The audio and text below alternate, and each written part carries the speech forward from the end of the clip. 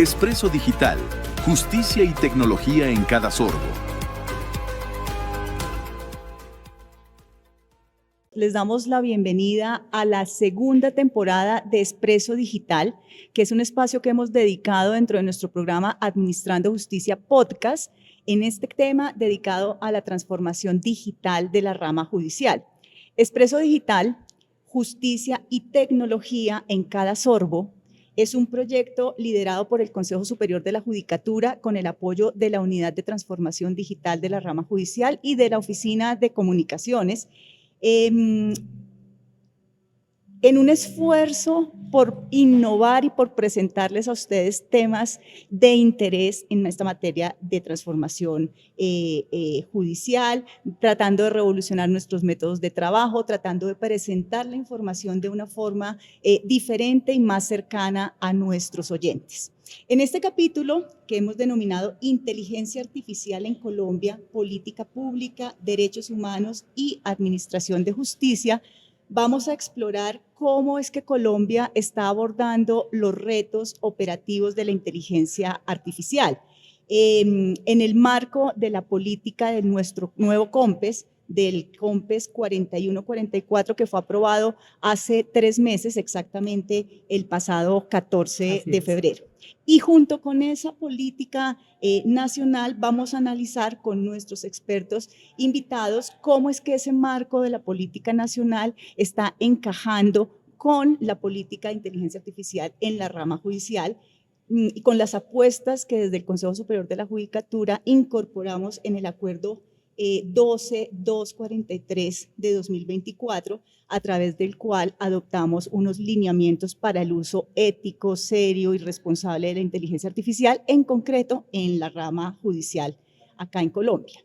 Entonces, para abordar este tema, contamos con la participación de Viviana Vanegas Barrero, directora de Desarrollo Digital del Departamento Nacional de Planeación, economista de la Universidad del Tolima con maestría en economía de la Universidad de los Andes.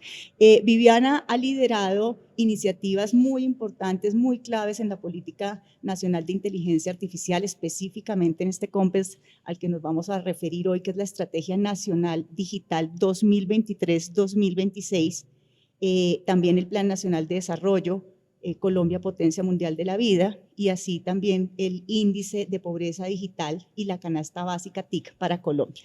Viviana, muchas gracias por haber aceptado esta invitación y estar aquí con nosotros. No, un gusto, doctora Remolina. Expreso Digital definitivamente creo que es un formato que va a funcionar para poder presentar los últimos avances en materia de inteligencia artificial para Colombia y claramente pues para la parte judicial, y nada, un gusto también compartir acá este espacio contigo, Santi. Bueno, y Santiago, nuestro otro invitado, gracias Viviana. Santiago Pardo, nuestro segundo invitado, actualmente defensor delegado para la protección de derechos ambientales digitales en la Defensoría del Pueblo. Él es abogado constitucionalista con maestría de la Universidad de Stanford y lo conocí siendo cofundador del Laboratorio de Diseño para la Justicia de la Universidad de los Andes, y nos apoyaste mucho en muchos procesos cuando arrancábamos este proceso de transformación digital, y siempre ha sido un gusto hablar contigo. Muchas gracias, Santiago, por haber aceptado esta invitación.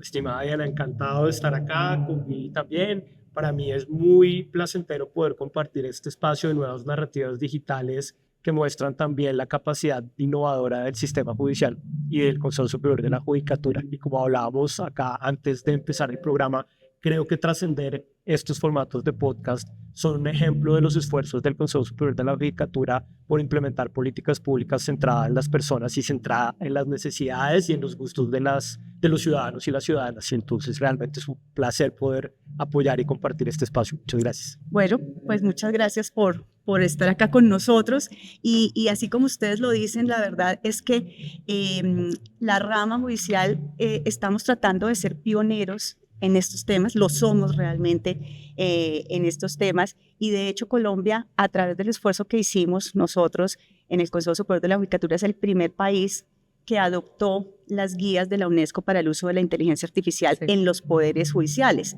Y eso lo hicimos en este acuerdo que les decía al inicio, que lo expedimos en diciembre del año pasado, el acuerdo 12243 para el uso y aprovechamiento de la inteligencia artificial en la rama judicial.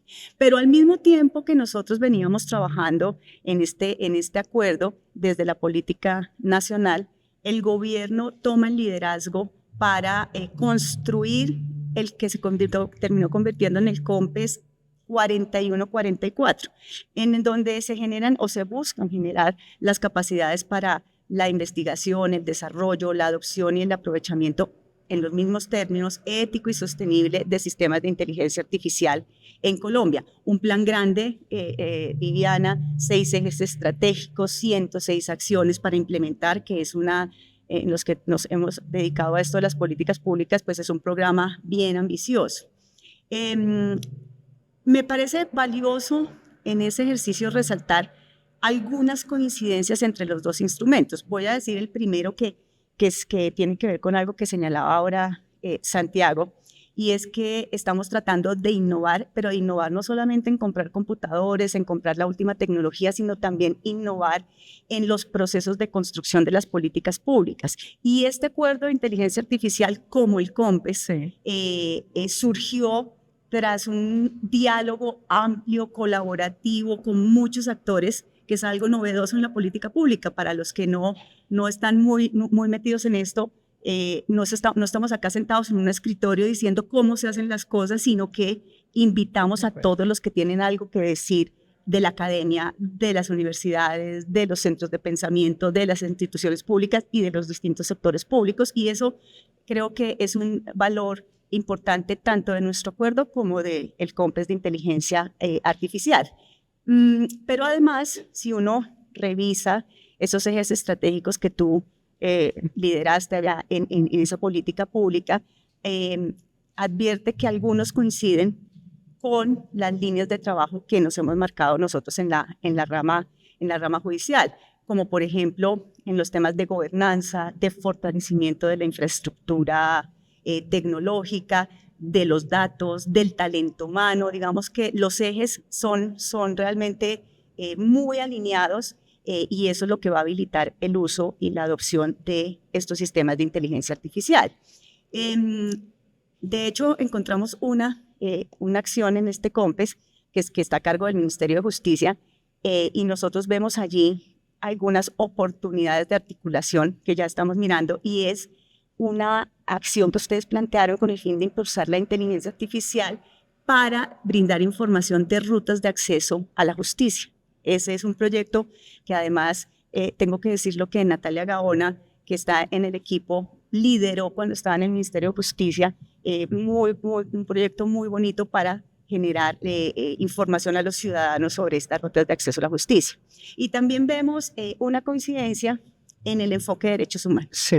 ¿Cierto? En el enfoque de poner a la persona en el centro, de que haya seguridad, transparencia, prevención de riesgos, etc.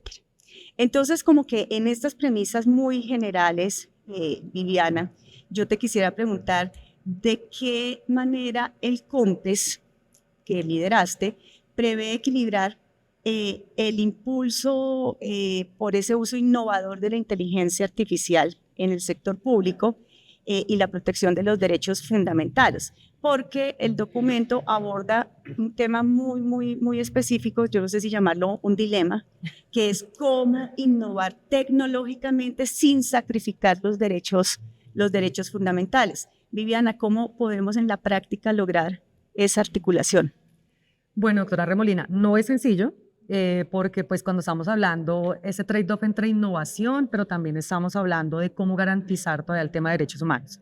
Entonces, lo primero es que para lograr ese equilibrio, o sea, definitivamente en la práctica se requiere de una combinación. O sea, esto no puede ser un tema radical ni opuesto.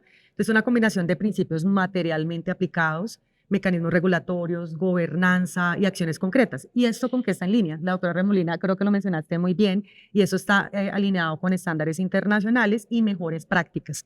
Y esto tenemos ahí como ese equilibrio entre lo que es el COMPES 4144, pero también el acuerdo 12243 de la rama judicial. O sea, están totalmente articulados. Entonces, eso es lo primero. Pero acá decirles que nosotros sí tenemos como, se podría decir, como una serie de pasos, si lo quisiéramos ver, para lograr esto. Entonces, lo primero es definitivamente principios éticos como base. O sea, para nosotros esta es la base y es como cuando construimos un edificio. O sea, si no tenemos unos principios, no solamente base, sino que también no los respetamos, es como que más adelante ese edificio se nos va a caer. Entonces, para eso nosotros decimos que la innovación tecnológica, eso es como una de las frases que quisiera dejar hoy en este podcast, es que la innovación tecnológica debe estar subordinada a la protección de los derechos fundamentales. De ahí tenemos que arrancar y esa es como una de las bases que tenemos. Elementos claves como el tema de la privacidad, la igualdad, la no discriminación, elementos que ya creo que están totalmente consensuados si los quisiéramos también ver de esa forma. Segundo elemento son mecanismos de control y transparencia. Entonces, el COMPES es una hoja de ruta que si bien tiene unos habilitadores, la doctora Remolina los mencionaste muy bien, y hablamos de 4 habilitadores, que es el acceso a Internet, todo el tema de infraestructura tecnológica, el tema de habilidades digitales, infraestructura de datos. Hay un eje que es como la columna vertebral, que es la parte de la gobernanza. Es como la columna vertebral, porque sin gobernanza no hacemos nada y ese es otro de los elementos que tenemos. Pero más allá de eso, también nosotros que tenemos que garantizar unos mecanismos que mantengan actualizado el marco jurídico en materia de protección de datos personales, tecnologías de la información, entre otros. Pero bueno, otro elemento que quisiera compartirles para tratar de prever como ese equilibrio está relacionado con la colaboración, la parte de la gobernanza. ¿Qué pasa con la gobernanza? Creo que con la doctora Remolina también ya hemos compartido otros escenarios donde también hemos hablado de inteligencia artificial y es que esto no es una competencia entre las 3 ramas, entre la rama legislativa, judicial, ejecutiva. O sea, esto deberíamos estar articulados y alineados. Entonces, al final, todo el avance que está haciendo, por ejemplo, la rama judicial es un eslabón más de esa cadena de valor de la inteligencia artificial. Lo que está haciendo la rama ejecutiva es otro eslabón más. Es decir, estamos sumando, son granitos de arena. Pero no puede pasar que esto se nos desborde y se convierte como en una competencia entre sectores o entre las mismas ramas. Entonces, por eso, este COMPES, como la doctora Remolina lo mencionó muy bien y Santiago también nos acompañó en varias mesas, ha sido muy participativo desde el momento que definimos el problema. O sea, el problema no fue definido en un escritorio, sino con sociedad civil, con multilaterales, con el sector público, el sector privado, academia. O sea, tratamos de vincularlos a todo para que tuviera una visión país. No es completa la hoja de ruta, doctora Remolina, pero era preferible tener una política a no tenerla. Y pues, por último, solamente compartirles como mecanismos prácticos. Acá yo traigo algunos, pueden ser muchísimos, pero yo creo que para proveer ese equilibrio tenemos que garantizar auditorías algorítmicas y evaluaciones de impacto en privacidad antes de implementar sistemas de inteligencia artificial en los servicios públicos. O sea, eso es... segundo, educación y sensibilización sobre los riesgos y las oportunidades de la inteligencia artificial para todos, o sea, funcionarios, academia, para todos acá. Y por último, lineamientos para promover la publicación de criterios, funcionamiento y limitaciones de los sistemas de inteligencia artificial utilizados por todo el Estado. Entonces, esos mecanismos son los que también están tras bambalinas, o sea, eso no los encuentra uno escritos en el COMPES, pero fueron la base para poder avanzar y garantizar y tener como esa tranquilidad, o sea, esa base que si los logramos cumplir y si todos somos juiciosos, como en la rama judicial, podríamos avanzar de una mejor forma. Sí, Viviana, yo creo que el ejercicio, este tipo de ejercicios es como un pedacito de la apuesta que estamos haciendo para educar, por ejemplo, ese segundo que tú dices, porque hemos hecho mesas con la Defensoría y vamos a hacer algunas otras a las que también estarás muy invitadas, para tratar de oír cuáles son las inquietudes alrededor de la inteligencia artificial, pero lo que está escrito, todo el mundo lo entiende diferente. Claro. ¿Esto qué es? Esto... Pese a que todo el mundo, y nosotros tenemos esta encuesta en donde muchísimos servidores judiciales ya están utilizando la inteligencia artificial y la inteligencia artificial es el tema de moda, yo diría que todavía no sabemos todos qué es esto de la inteligencia artificial, dónde es que se usa, cómo es que se usa, de manera que ese eje me parece muy importante. Pero también el primero, porque justamente quisiera preguntarle a Santiago algo sobre eso, porque hay un principio que está teniendo el eco alrededor de toda la información pública, que es este principio que tú señalas como el primero práctico, ¿no? El tema de los datos, que es el de la transparencia y la explicabilidad. En particular cuando estamos hablando de sistemas de inteligencia artificial que apoyan la toma de decisiones públicas y en nuestro caso de unas decisiones muy sensibles que son las decisiones judiciales. Entonces, este COMPES 4144 pues hace mención a ese que tú dices, el de gobernanza y ética, que es tan relevante. Y nosotros en nuestro acuerdo también incluimos la transparencia como uno de los ejes, pues, que además la Corte Constitucional en su sentencia de inteligencia artificial también desarrolla ampliamente. Y que nosotros hemos concentrado o hecho práctica, Ujú, ¿cierto? En la obligación que tienen los servidores judiciales de decir cuándo es que usan inteligencia artificial. Y en el acuerdo dice, cuando usted usa inteligencia artificial, tiene que poner negrillas, tiene que ponerle un pie de página, tiene que poner alguna forma de manera que la persona que lea la sentencia sepa que lo que está ahí escrito lo generó la inteligencia artificial. Una obligación o un deber que ha generado todo el ruido en los servidores judiciales, que eso es una exageración, que si yo uso la inteligencia artificial para hacer el resumen de una sentencia, ¿para qué tengo que decir que la utilicé, que estamos exagerando y que estamos siendo más papistas que el Papa? Es un poquito lo que nos han dicho. Entonces, bueno, nosotros también tenemos el deber de, como rama judicial, nos pusimos el deber de evaluar las herramientas con las que los jueces pueden trabajar, tratando de entregar herramientas que brinden mayor transparencia a esas decisiones y que permitan hacer las auditorías de las que tú hablas, digamos, un ejercicio tanto técnico como funcional.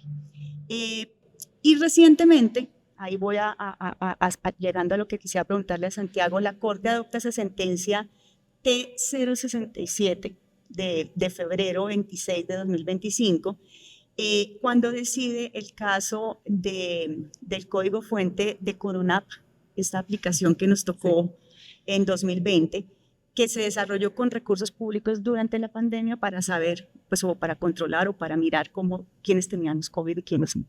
En ese marco, entonces, la Corte desarrolla un concepto de transparencia algorítmica, como esa posibilidad de que el público entienda cómo los sistemas de toma de decisiones públicas están tomándolas por debajo. Entonces, Santiago, como defensor delegado, que está ejerciendo esa tarea de protección de derechos en ambientes digitales, ¿de qué manera tú consideras que la transparencia algorítmica aporta para impulsar un uso y un aprovechamiento ético y responsable de la inteligencia artificial por parte, pues digo, de las entidades públicas, porque todos estamos acudiendo a esto, pero de la rama judicial que nos mueve tanto? No, pues Diana, creo que la pregunta me lleva como a tres reflexiones iniciales. Una, complementando un poco lo que anunciaba y describía Vivi frente al COMPES. Una segunda reflexión acerca sobre qué se puede entender sobre transparencia algorítmica en este momento. Y una tercera reflexión también sobre que el concepto de transparencia algorítmica debe entenderse también como un concepto abierto y en evolución. Voy a empezar por el primero, un poco complementando algunas consideraciones que señalaban el COMPES. Yo creo que el COMPES es un instrumento de política pública valioso por dos cosas. Recoge la gradualidad que se empezó a construir con el COMPES 3975, es decir, existe, digamos, una línea gradual, y creo que eso es una buena política pública de gradualidad y de ir avanzando.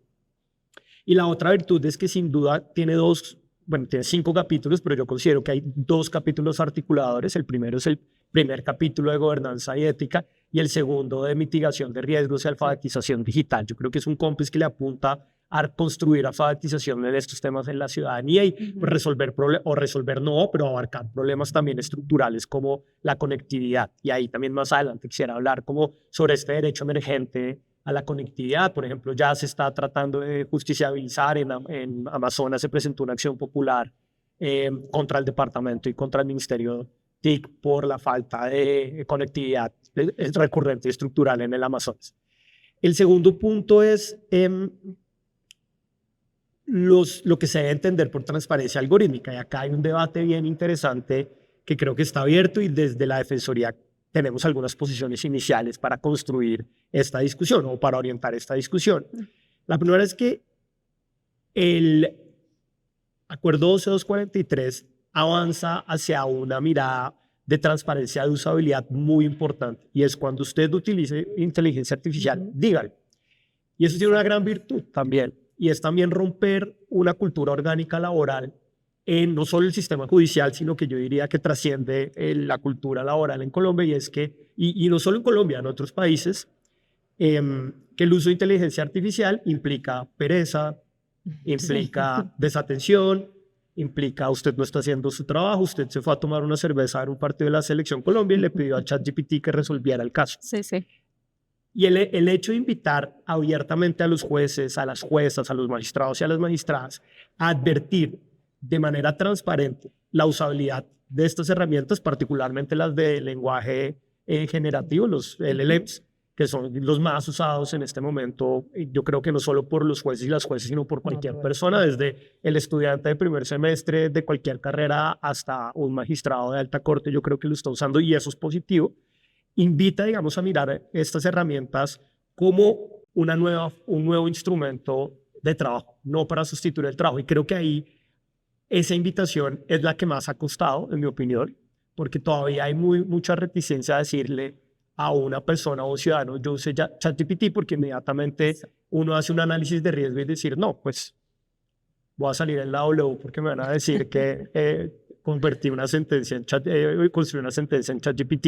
Pero yo creo que esos problemas culturales se rompen con estas invitaciones de transparencia. Y hay un segundo tema que es la transparencia algorítmica. Entonces está la transparencia de usabilidad, que el acuerdo del Consejo Superior de la Judicatura, que además yo siempre insisto en abrazar con mucho entusiasmo, porque no hay ningún otro país, no hay otro país en Latinoamérica, salvo Brasil, que es un monstruo aparte, pero no hay otro país en Latinoamérica que tenga este instrumento de política pública judicial. Y yo creo que hay que valorar de manera muy positiva esos avances en Colombia. Entonces, la transparencia de usabilidad está, digamos, se abrió gracias, o estas discusiones se abrieron gracias al acuerdo. Ahora hay una nueva frontera que es transparencia algorítmica, y ahí yo tengo un pequeño comentario, como yo trabajé en la Corte Constitucional, tengo entonces estos sesgos del vocabulario, un amable salvamento parcial de voto con lo que acaba de decir Vivi, es que pero es porque además, y esto lo ato al último punto que quiero decir, es el COMPES 4144 no habla específicamente de auditoría algorítmica y de transparencia algorítmica. Habla, digamos, de un modelo de transparencia ético general. Pero eso no necesariamente es malo. Eso lo que demuestra, en mi opinión, y ahí voy con mi tercer punto, es que esto es una conversación en constante evolución, pero además en una evolución con una rapidez que yo diría metafísica. O sea, yo creo que es impresionante la rapidez con que se construyen nuevos paradigmas y nuevas fronteras en tensiones.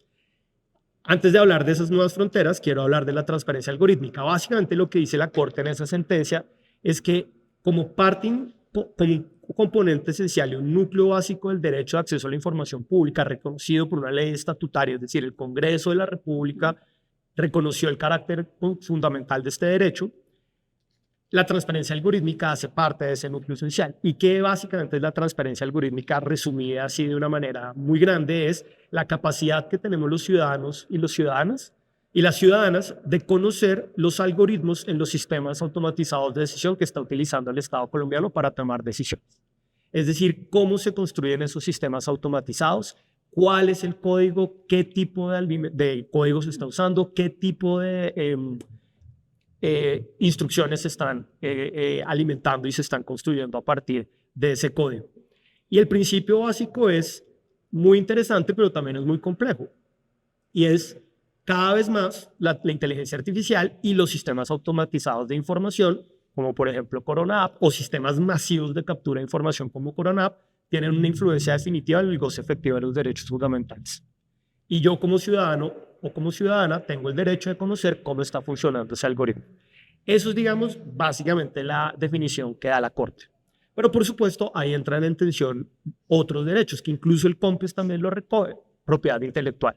¿Hasta qué punto podemos liberar todo el código fuente cuando estamos hablando también de desarrollos de empresas privadas que tienen un interés de lucro legítimo? Claro.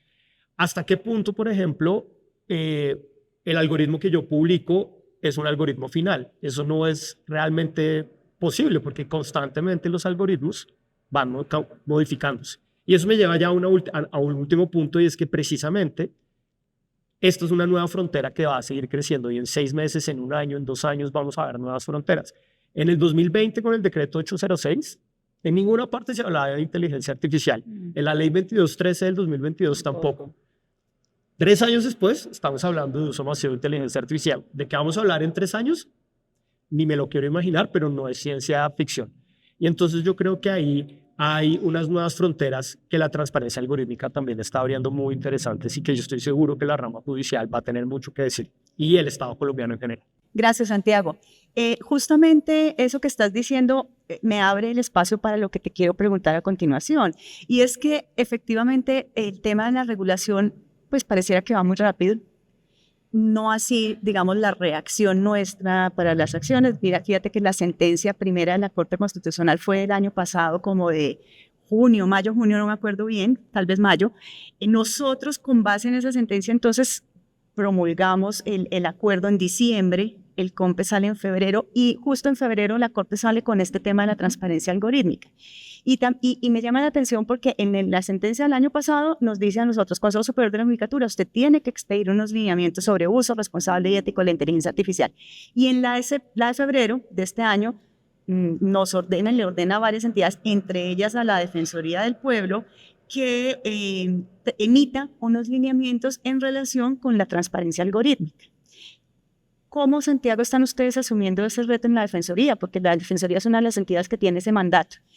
¿Cómo asumen ese reto y de qué manera crees tú que la rama judicial podría apoyar para que sigamos en ese ejercicio, digamos, de la mano del que habla Diana, que es tan importante en estos temas?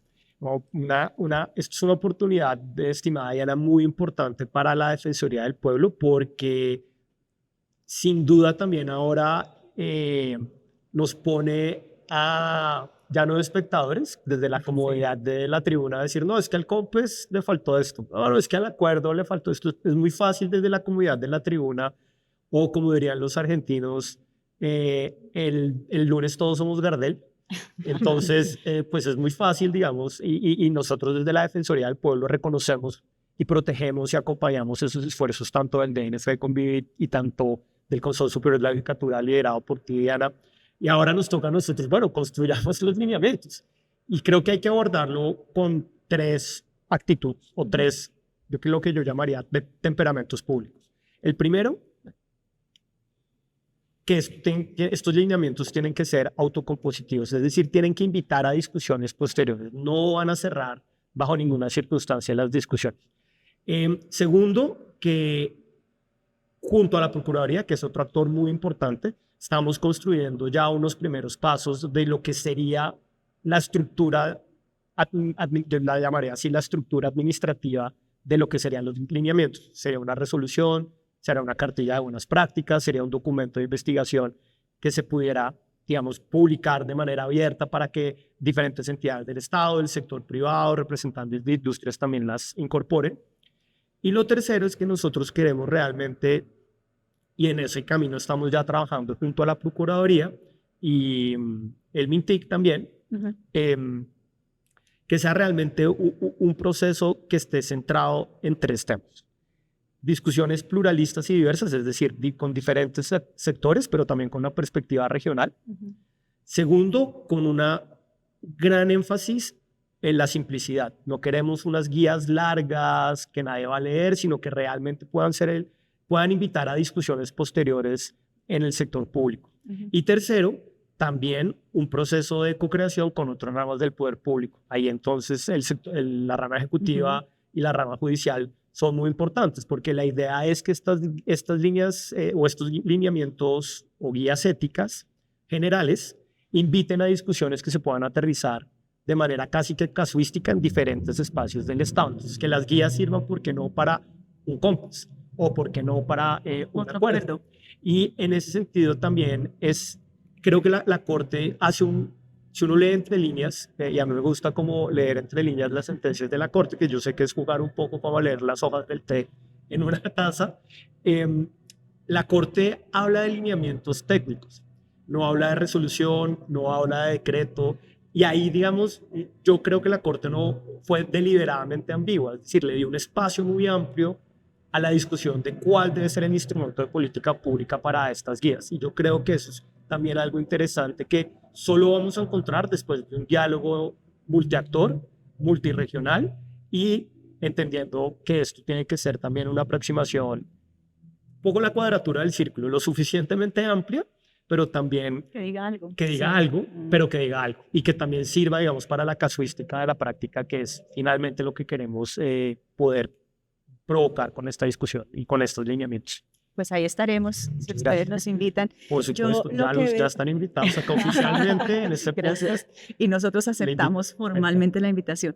Y el DLP también, por supuesto. Apruebo. Bueno, yo lo que veo, digamos, detrás de todo esto y entre líneas, así como tú dices, es que el enfoque que nosotros como Estado estamos adoptando, pues sí, muy práctico, muy de todo, pero siempre, siempre respetando los derechos constitucionales y los derechos humanos y de las personas. Y desde allí, como tú lo dices, se está buscando que haya espacios para impulsar ese tipo de ideas, ¿no? Espacios regionales, espacios académicos, de muchas estrategias para investigar, para desarrollar, para impulsar este tipo de conceptos en lo nacional y en lo territorial. Por eso me gustaría ir cerrando este podcast preguntándole a Viviana, y es de qué manera, por ejemplo, unidades como la que nosotros creamos en la rama judicial, la unidad de transformación digital del Consejo Superior de la Judicatura, u otras entidades territoriales, porque justo tú lo decías, necesitamos abrir este diálogo, otras entidades territoriales, cómo nos podemos articular con el gobierno nacional para financiar, para colaborar, para desarrollar proyectos de inteligencia artificial en los sectores, en los distintos sectores, ¿cierto? Sí.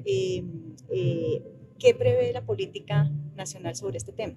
Bueno, doctora Remolina, entonces son varias cosas acá. Lo primero es que creo que el acuerdo 12243, los lineamientos que Santiago nos menciona, el COMPES, yo creo que en últimas todos hablamos de gobernanza, todos hablamos de articularnos, de ser esos stakeholders, multiactores, o sea, como que eso está, ya llegamos como a un consenso en ello. Ahora, ¿cómo lo ponemos en práctica? Entonces, dentro del COMPES, nosotros sí les hemos mencionado que existen 6 ejes. ¿Y por qué puedo arrancar? Y la doctora Remolina dirá, no, necesito que ya me diga cómo lo vamos a hacer. Pero es que lo primero es lo que nosotros le llamamos saldar unas deudas. ¿Qué es saldar unas deudas? Si ustedes miran el COMPES, esos 6 ejes, el último eje es uso y adopción de esta tecnología. Y es porque tenemos que saldar unas deudas que todavía tenemos en el país. ¿Y con el COMPES lo vamos a saldar? No. Pero sí vamos a comenzar a mitigar y a pagar unas partecitas. Me explico, entonces tenemos 4 habilitadores. El primero de ellos es ética y gobernanza, que ya les mencionamos también. Segundo, habilidades digitales. Tercero, todo lo que es infraestructura y datos. Cuarto, investigación, desarrollo e innovación. Estos 4, sí, son una base, son habilitadores para poder avanzar en el uso y aprovechamiento ético y responsable de esta tecnología. Pero hay un quinto eje que no es menor, y es mirar cómo tratamos de mitigar todos los riesgos y efectos no deseados de esta tecnología. Entonces, eso yo creo que es como lo primero que nosotros podríamos hacer, y esto se podría decir como comúnmente consensuado, si lo quisiéramos ver, es decir, en lineamientos, en acuerdos, en estrategias, en políticas. Entonces, la invitación es que lo que estemos haciendo en cualquier instancia, cualquiera de las 3 ramas, en la academia y demás, primero saldemos como esa deuda de esos habilitadores para poder avanzar. Entonces, eso por ese lado. Sin embargo, sí hay mecanismos. Entonces, tenemos estrategias multiactor, que los ofrecen todos los instrumentos de política, normativos y demás que hemos venido hablando. Lo otro es que las multilaterales han sido muy juiciosas. Sí, tenemos que aprovechar que es un tema que está de moda. Entonces, que no se nos quede solamente en eso, en el discurso de que es un tema que está de moda, sino que realmente aprovechemos, porque como ustedes saben con las multilaterales, sí, claramente, pues también tienen una visión muy clara, también comercial, pero también hay una parte de apoyo, de asistencia técnica que tenemos que también aprovechar, porque pues al final eso es lo que también se va a mostrar. Y ya lo otro, la invitación es que hagamos casos de uso, casos de éxito. Y eso pasa en cada uno de los sectores que nosotros lo podemos comenzar a practicar. Una invitación que yo quisiera hacer es que revisemos esas 106 acciones. Recordemos que la política tiene un valor estimado de 479.000 millones de pesos. Y ustedes dirán, ¿y eso qué implica? Pues que ya todos los ministerios de Colombia, todos, porque todos de verdad tienen acciones en este COMPES. Todos en ellos ya hicieron toda su planeación, ya comenzaron a asignar, ya tienen proyectos de inversión, algunas de las entidades. Es decir, que eso no se nos está sacando solamente en el papel, pero la invitación es a que seguramente si hay acciones, como la doctora Remolina lo mencionaba al inicio, que están relacionadas con el sector justicia, acerquémonos a esas entidades, no tomemos un rol pasivo.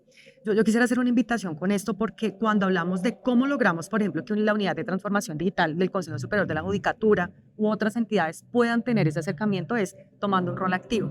Lo digo porque nos estamos quedando solamente, salió un documento COMPES, le falta, y sí le falta, Pero ahí, por ejemplo, la doctora Remolina ha sido muy juiciosa en no quedarse desde un rol pasivo y no quedarnos solamente en lo que no se está haciendo. Entonces, revisemos qué nos hace falta, porque, lo mencionas, de pronto la parte de todo lo que es, digamos, transparencia algorítmica, si bien no está tan de manera directa, hay una sombrilla.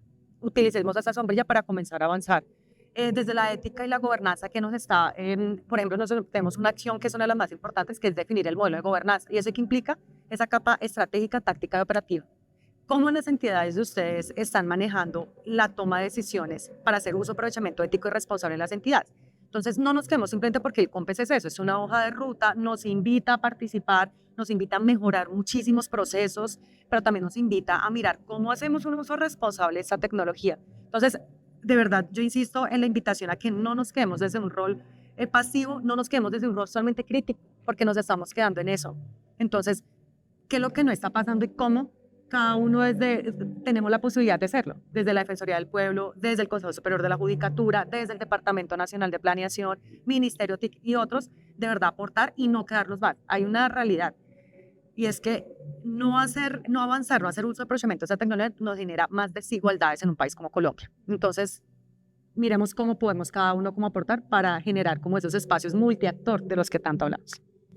Me encanta esa forma en que hemos abordado este tema del diálogo entre todos los interesados, porque la verdad siento que ha enriquecido muchísimo el proceso y este tipo de espacios y este tipo de diálogo que estamos teniendo desde entidades tan antes, diría uno, separadas, pues se nota mucho en los productos que creo que estamos entregándole al país. Entonces, para concluir, quisiera darle 30 segundos a nuestros invitados para que nos resalten las principales conclusiones de esta charla que hemos tenido hoy alrededor de este tema. Viviana. Bueno, doctora Remolina, Santiago, primero que todo, ¿verdad? Un gusto haberlos podido acompañar en este espacio de Expreso Digital. 3 elementos que desde el Departamento Nacional de Planeación les queremos compartir que consideramos clave. Primero de ellos, fortalecer la gobernanza alrededor de la inteligencia artificial. Definitivamente tenemos que organizarnos como país, esto no es una competencia, tenemos que definir roles, actividades, presupuesto, bueno, todo lo que nos imaginemos dentro de las entidades también. Segundo, desarrollar capacidad de anticipación, adaptación y análisis estratégico. O sea, esto tenemos que pensarlo con visión prospectiva. Si ya tenemos una política que va a 2030, esto no es estático, esto es dinámico. Y tercer elemento, desarrollar mecanismos y capacidades para la verificación y evaluación de la implementación de principios éticos desde el diseño, o sea, de todo el ciclo de vida de los sistemas de inteligencia artificial. Esos son como los 3 elementos que les... no, y uno último, doctora Remolina, tarea, leamos el COMPES, leámoslo con cariño, miremos qué tiene, qué no tiene, y lo que no tiene, miremos cómo lo podemos fortalecer entre todos. Gracias. Santiago. No, pues Diana, primero que todo, muchas gracias. Realmente me emociona mucho poder compartir estos espacios. Cuando estoy así emocionado, Diana lo sabe, me gusta citar a Amparo Grisales, me eriza. Entonces, me eriza, digamos, estar en estos espacios. Y realmente 3 conclusiones muy rápidas. Comparto totalmente, suscribo, no salvo el voto, sino que suscribo totalmente el comentario de Vivi sobre leer el COMPES con cariño, que este es un espacio para unas discusiones mucho más amplias. No es un punto final, es un punto de apertura. Lo segundo es valorar, y reitero, lo importante de los avances que ha impulsado el Consejo Superior de la Judicatura en esta materia. Solo lo cuento con una anécdota.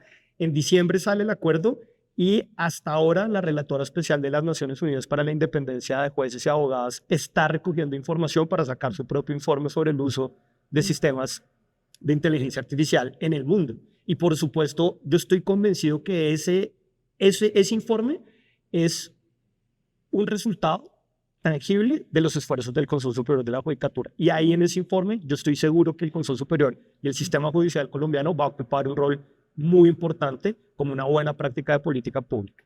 Es más, o sea, estamos dándole, digamos, el ejemplo de cuál es un camino, claro, con problemas, con puntos por corregir, pero creo que es muy importante valorar eso.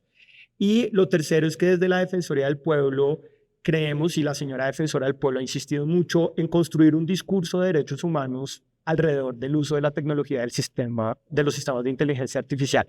Nosotros creemos y nosotras creemos desde la Defensoría del Pueblo que el futuro de estas discusiones va a estar alrededor de la construcción de un modelo de derechos humanos que proteja los derechos fundamentales de los ciudadanos y las ciudadanas. Y ahí el rol del Estado, de todas las ramas del poder público, es fundamental y tiene que ser realmente importante para poder avanzar en estos temas. Y de nuevo agradezco mucho poder estar acá y esta invitación que me emociona mucho.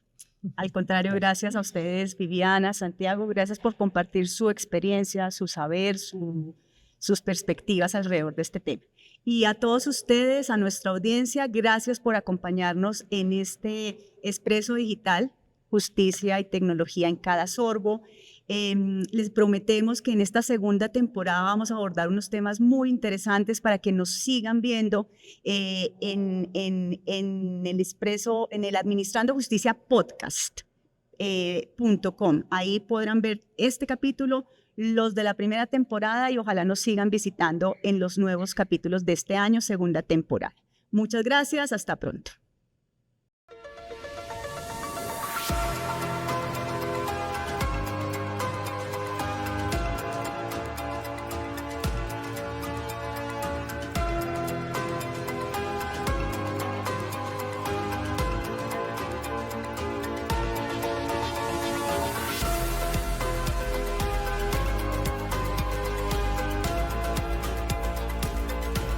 Expreso Digital, justicia y tecnología en cada sorbo.